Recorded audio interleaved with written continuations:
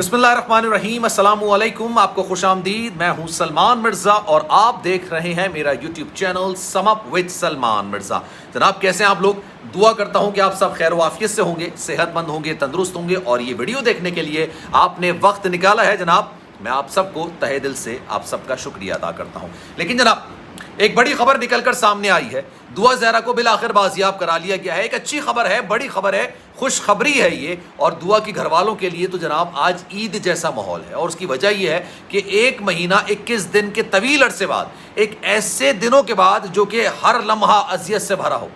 نہیں پتا کہ بھائی آپ کی بیٹی کہاں ہے، نہیں پتا کہ وہ کس حال میں ہے، کس طریقے سے ہے، لیکن صرف اس کی ویڈیوز نکل کر سامنے آ رہی ہے۔ آپ کو لگ رہا ہو کہ اس کو کسی نے اغوا کیا ہے، گروہ نے اغوا کیا ہے، اس کے لیے دن اور رات کاٹنا واقعی میں جیل کاٹنے سے زیادہ مشکل ہوتا ہے۔ اور مہدی کاظمی صاحب نے، ان کے گھر والوں نے جو یہ کرب کے لمحات دیکھے ہیں، اللہ کسی کو نہ دکھائے، میری دعا یہ کہ اللہ کسی کو نہ دکھائے۔ لیکن جناب کہتے ہیں کہ ہر مشکل کے بعد آسانی ہے، ہر اندھیری رات کے بعد صبح نکلتا ہے، سورج نکل کر سامنے آتا ہے، اور اب دعا زہرا بالآخر بازیاب ہو گئی ہیں۔ لیکن کیا یہ اتنا آسان مرحلہ تھا، اتنا آسان عمل تھا؟ کیونکہ یہ معاملہ عدالت تک گیا، اور عدالت نے پولیس کو یہ احکامات دیے کہ بھائی کسی طریقے سے اس کو بازیاب کرایا جائے، اور اس کے بعد آئی جی سندھ کی سرزنش بھی کی گئی، ان کو ہٹایا بھی گیا۔ لیکن آج میں آپ کو بتاؤں گا کہ دعا زہرا کو کس طرح سے ٹریس کیا گیا، ٹریک کیا گیا، اور اس کے بعد اس کو بازیاب کرایا گیا۔ یہ اتنا آسان مرحلہ نہیں ہے۔ لوگ اپنی طرف سے باتیں کرتے ہیں، ڈرون استعمال کر لیتے، آپ یہ کر لیتے، آپ وہ کر لیتے، لیکن کس طرح سے ڈرامائی انداز میں، فلمی انداز میں دعا زہرا کو بازیاب کرایا گیا ہے، آج کی ویڈیو میں آپ یہ جان لیں گے۔ لیکن آگے بڑھنے سے پہلے آپ سے گزارش ہے، اگر آپ نے میرا چینل سبسکرائب نہیں کیا، سلمان مرزا آفیشیل، میرے یوٹیوب چینل کو سبسکرائب ضرور کیجئے، بیل آئیکن ضرور دبائیے۔ جناب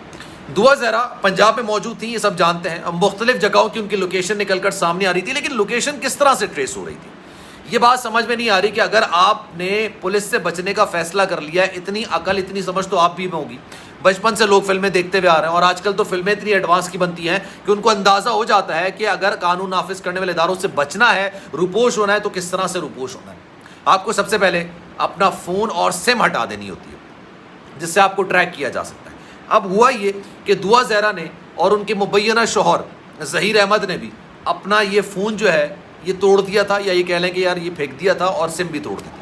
اور اس کے بعد انہوں نے نئی سم لے لی تھی، نیا فون لے لیا تھا، اور اس کے بعد یہ مختلف جگہوں پر اس طرح سے گھوم رہے تھے کہ ان کو کوئی ٹریس نہ کر سکے، ٹریک نہ کر سکے۔ اب ہوا یہ کہ آزاد کشمیر میں بھی ان کی لوکیشن نکل کر سامنے آئی، ساہیوال میں ان کی لوکیشن نکل کر سامنے آئی، لیکن 2 دن سے زیادہ ان کی لوکیشن نہیں نظر آتی تھی۔ پنجاب یونیورسٹی میں بھی ان کی لوکیشن نکل کر سامنے آئی، اور یہ جو فون تھا پہلے والا، اس کو ٹریول کرا دیا کرتے تھے، ادھر سے ادھر، ادھر سے ادھر، وہ کوئی اور کرا رہا تھا ٹریول، اور اس سے ان کی لوکیشن ٹریس ہو رہی تھی۔ لیکن قانون نافذ کرنے والے ادارے بھی تو ایسے ہی نہیں ہوتے نا، ان کے پاس بھی ٹریس کرنے کا طریقہ ہوتا ہے، ٹریک کرنے کا طریقہ ہوتا ہے۔ ہوا یہ کہ ان لوگوں نے جب نئی سم لی اور نیا موبائل لیا، اس کے بعد ان کو ٹریس کرنا ناممکن سا ہو گیا۔ لیکن جن لوگوں سے یہ رابطے میں تھے، ان سب کے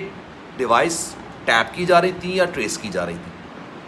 جب بھی یہ رابطے میں آتے، انٹرسیپشن ہوتی، پتہ چلتا کہ جناب اپنے بھائی سے یا اپنے بھائی کے گھر والوں سے یہ کہ ایک نئے نمبر سے رابطہ ہو رہا ہے، اور یہ رابطہ بھی جناب موبائل کے نمبروں سے ہوتا ہے۔ آج کل کے زمانے میں پی سی او تو ہے نہیں، اور پی سی او اگر ہوتا ہے تو اس کی لوکیشن بھی سب سے پہلے ٹریس کر لی جاتی ہے۔ ساہیوال میں جب ان کی لوکیشن آئی تو اسی طرح سے پتہ چلا کہ ایک ان نون نمبر ہے جو مستقل رابطہ کر رہا ہے، جس نمبر سے رابطہ کیا جا رہا ہے، اور اندازہ لگایا گیا کہ جناب یہ ساہیوال میں کسی اور کی نہیں بلکہ ان کی لوکیشن ہوگی۔ اسی وجہ سے ان کی لوکیشن کے بارے میں یہ بات کہی جا رہی تھی، ظہیر احمد صاحب یہ بات کہہ رہے تھے کہ جب بھی ان کی لوکیشن ٹریس کی جاتی تھی، پولیس وہاں پہنچتی تھی تو یہ لوگ وہاں سے غائب ہو جاتے تھے۔ اب یہ سمجھ میں نہیں آ رہا تھا کہ پولیس میں کچھ کالی بھیڑیں ہیں جو ان کی مدد کر رہی ہیں، یا وہ لوگ اتنے فائنینشلی اسٹرانگ ہیں جو کہ دکھنے میں تو نظر نہیں آتا ہے، فائنینشلی اسٹرانگ نہیں ہے، اور بچے ہیں یار، 21 سال کا وہ ہے، 14-18 سال کی زہرا ہے، دعا زہرا ہے، اب یہ 14 سال کی 18 سال کی بعد میں فیصلہ طے ہوگا، عدالت میں اس بات کا فیصلہ ہوگا، لیکن عدالت نے کافی حد تک اس بات کو تسلیم کیا تھا کہ یہ 14 سال کی ہیں۔ اب جناب ہوا یہ، ساہیوال سے پھر ان کی لوکیشن ٹریس ہوئی چشتیاں بھاول نگر میں،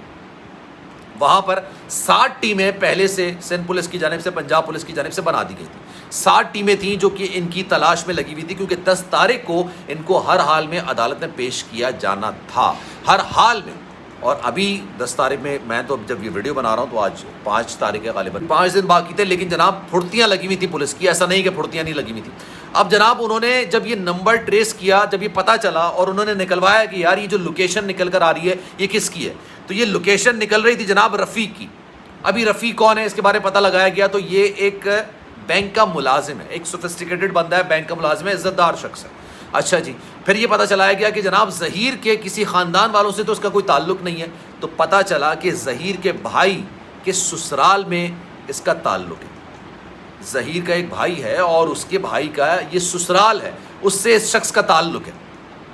پھر اس کے بعد 2 دن تک اس کی ٹریسنگ کی جاتی رہی، اس گھر کی باقاعدہ سے ریکی کی جاتی رہی، پتہ چلاتا رہے کہ کون آ رہا ہے کون جا رہا ہے، کہیں سے کوئی چیز نکل کر سامنے آ رہی ہو۔ جب اس بات کی کنفرمیشن ہو گئی، جب اس بات کی تسلی ہو گئی، تشفی ہو گئی کہ جناب یہ دونوں اندر موجود ہیں، تب جا کے ان دونوں کو بازیاب کرانے کی کوشش کی گئی، اور یہ باقاعدہ سے ایک اچھا آپریشن کیا گیا۔ جو 60 ٹیمیں تھیں جناب، ان میں سے 3 جو ہے وہ پنجاب میں تعینات کی گئی تھیں، پنڈی میں تعینات کی گئی تھیں، مانسیرا میں تعینات کی گئی تھیں، اور اس کے علاوہ رحیم یار خان میں بھی اس کے بارڈر پر ایک ٹیم باقاعدہ سے خاص طور پر تعینات کی گئی تھی، اور یہ مختص تھی صرف دعا زہرا کے معاملے پر۔ تو دعا زہرا کے معاملے میں ایک بڑی خبر نکل کر سامنے ہے، آج ایک بڑی کامیابی ملی ہے، اور آنیسٹلی دعا زہرا کے والدین، ابھی تو بہت ساری چیزیں طے ہونا باقی ہیں، یہ سارے معاملات عدالت میں جا کے طے ہونے۔ 10 تاریخ کو جب دعا زہرا کو عدالت میں پیش کیا جائے گا، اس کا بیان بھی آئے گا، اس کی بہت ساری چیزیں بھی آئیں گی، یہ پتہ چلے گا کہ اس کو اغوا کیا گیا تھا، یا یہ پتہ چلے گا کہ وہ اپنی مرضی سے گئی تھی،